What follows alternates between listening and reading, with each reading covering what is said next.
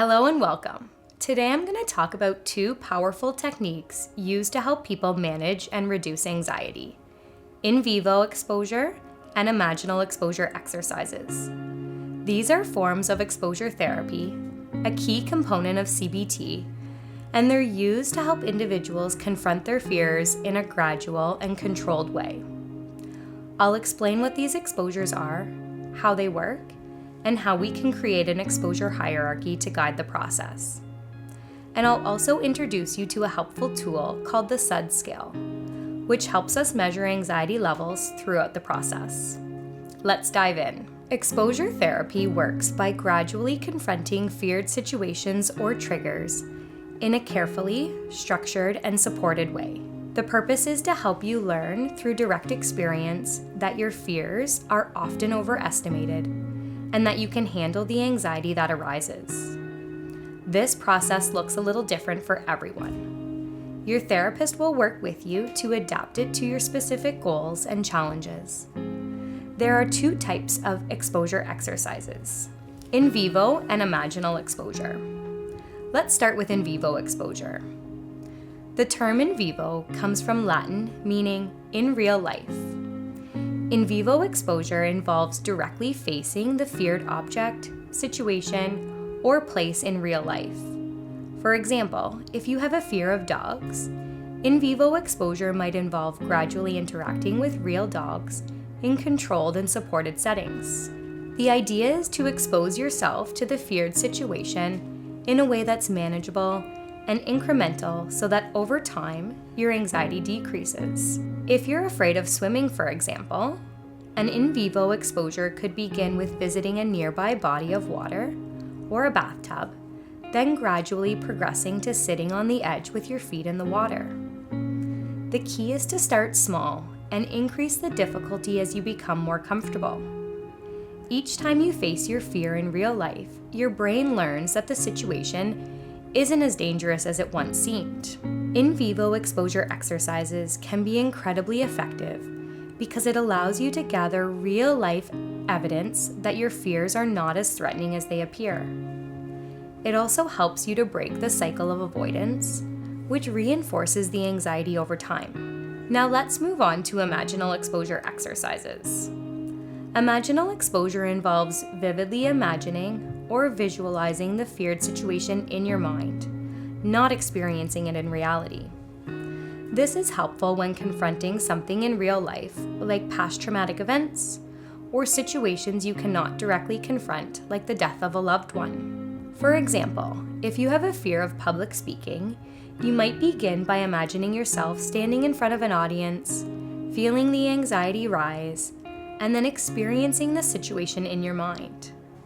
This helps you build tolerance to the anxiety and learn that you can cope with it, even without being physically present in the situation. Imaginal exposure exercises are often used for situations where the fear is linked to memories, trauma, or abstract fears like worrying about future events.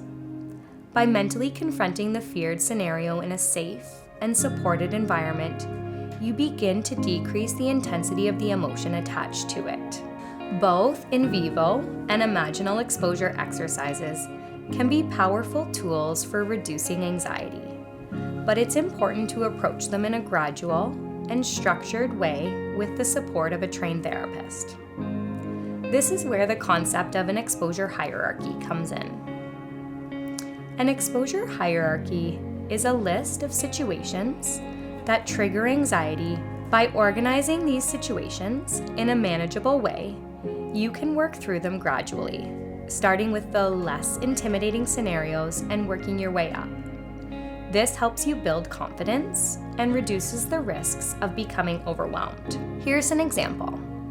If you have a fear of dogs, your exposure hierarchy might look something like this: thinking about dogs, looking at pictures of dogs, watching a video of a dog, visiting a friend or family member with a dog or visiting a local shelter, sitting near or around a dog, gradually interacting with the dog. The goal is to begin with the situation that causes the least anxiety and gradually work your way up to more challenging ones. As you complete each step, you'll experience a decrease in your anxiety, which makes it easier to move on to the next step. And this is where the SUDS scale comes in. The SUDS, or Subjective Units of Distress Scale, is a tool we use to measure how much anxiety or distress you're feeling during each step of the exposure process. The scale ranges from 0 to 100, where 0 represents no anxiety at all, and 100 represents the maximum amount of anxiety you could possibly feel. Before you begin each exposure, we'll ask you to rate how anxious you feel about the situation on the SUDS scale.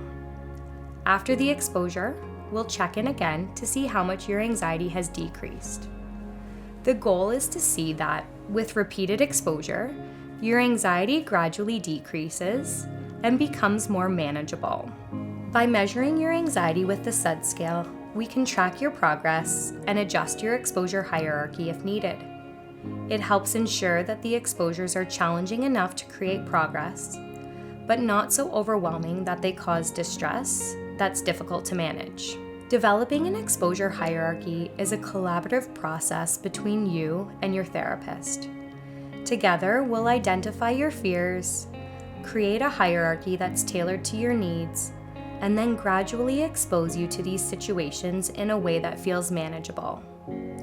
The key is to take it one step at a time and to practice regularly so that the anxiety begins to fade over time. It's important to remember that exposure is not about forcing yourself into uncomfortable situations all at once.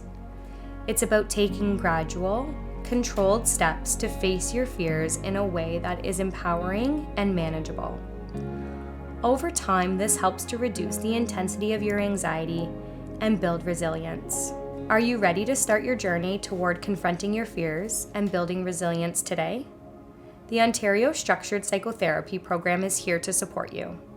You can visit our website at therapyontario.ca to learn more and get started today.